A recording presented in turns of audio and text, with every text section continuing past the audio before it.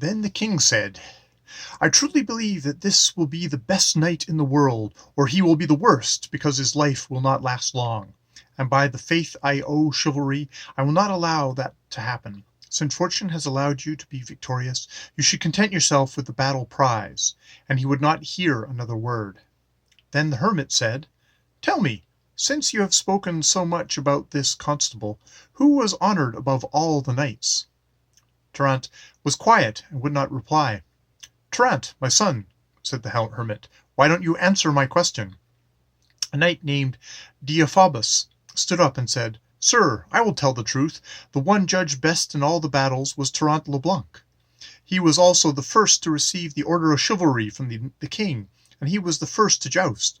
On that day he was taken to a hall and given a chair made entirely of silver. Then the Archbishop of England came before him, and with the king and all the others there, he said, You, sir, are who receiving the order of chivalry. Do you swear that you will defend ladies and maidens, widows and orphans, and even married women with all your power, if they should ask your aid? When he had sworn the oath, two great lords, the mightiest there, took hold of his arms and led him before the king. The king laid the sword on his head and said, May God and my Lord St. George make you a good knight. And he kissed him on the mouth. Then 7 maidens came in, dressed in white, representing the 7 joys of Virgin Mary, and they strapped his sword on him. Then came the four knights, the most dignified to be found, representing the 4 evangelists, and they put spurs on him. Afterwards the queen came, and she took him by one arm, and a duchess took the other, and they led him to a beautiful platform and seated him in the royal chair. Then the king sat on one side and the queen on the other, and all the maidens and knights sat around them below. Next, a very abundant collation was brought, and this, sir, is the procedure that was held for all those who were made knights. Tell me, if you will, about the jousts and the jousts Trnt participated in. My lord, on the eve of the appointed day, Trnt went to where the 26 knights were. When he was at their door, he delivered a document stating that any knight who wanted to joust against him would have to battle until one of them had drawn blood 20 times, or until either of them gave up.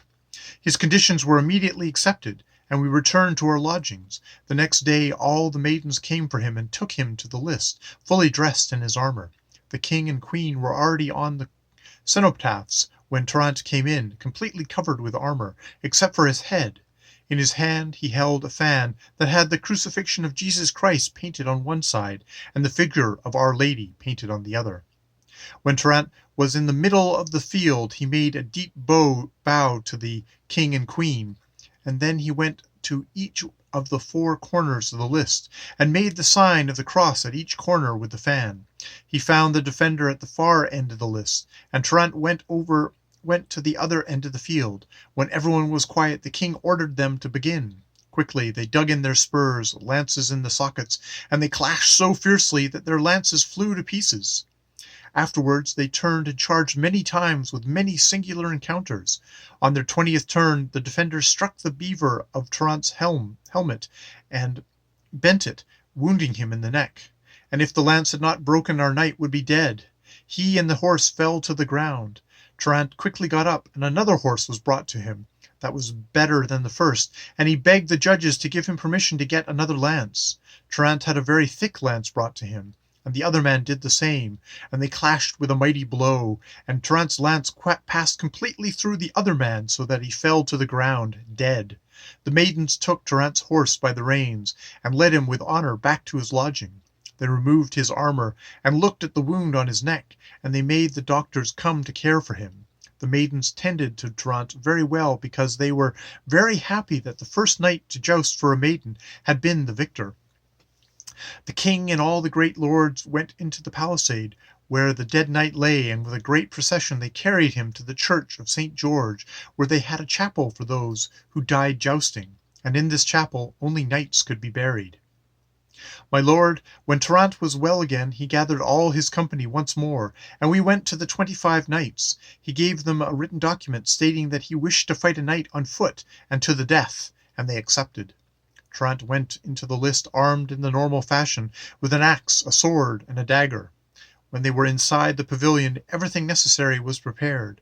The sunlight was divided so that it would not shine into one man's eyes any more than into the others. The king came with the other assistants, and they went up to the cenotaphs, while each of the knights stood armed at the gate of his pavilion, their axes in their hands.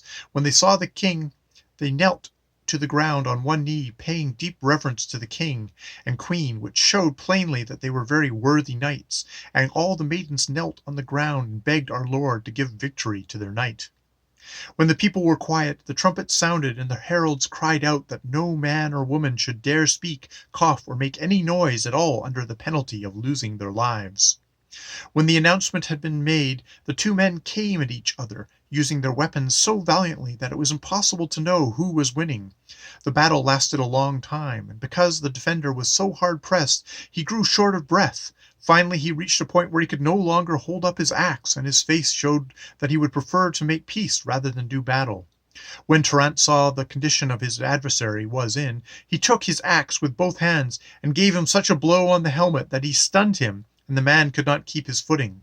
When Trnt went up to him and gave him a mighty push that knocked him to the ground, when he saw him in such a pitiful state, he removed the helmet from his head, using his dagger to cut the cords it was tied with, and he said, "You can see, virtuous knight, that your life is in my hands, so you command me. Tell me if you want to live or die. I will have more consolation from good than from evil. So command my right hand to have mercy on you and forgive you, and not to harm you as much as it could." "I am more hurt," said the knight, "by your cruel words, full of vainglory, than I would be of losing my life. I would rather die than ask forgiveness from your haughty hand." "My hand is accustomed to forgiving conquered men, Sir Trnt, and not to harming them. If you wish, I will very willingly free you from all the harm I could cause you." "Oh, what a wonder it is," said the knight who was lying on the ground, "when men are victorious because of luck or somebody else's misfortune. Then they're loose with all kinds of words. I am a knight of Muntalt, reproachless, loved, and feared by many, and I have always had mercy on men." "I want to use these things you've mentioned in your favor," said Trnt. "Because of your great virtue and goodness, let us go before the king, and on your knees at my feet you will have to ask me for mercy, and I will forgive you." In a great rage the knight began to speak. "God forbid that I should commit an act that's so shameful to me or mine, or to that eminent lord of mine, Count William of Warwick, who gave me this bitter order of chivalry. Do whatever you please with me, because I would rather die well than live badly."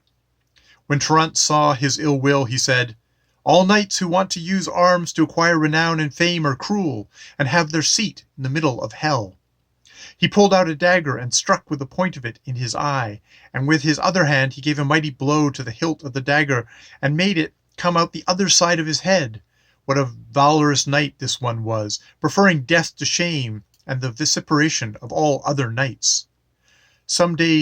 After some days it happened that their majesties, the king and queen, were resting in a meadow near the river, dancing and enjoying themselves.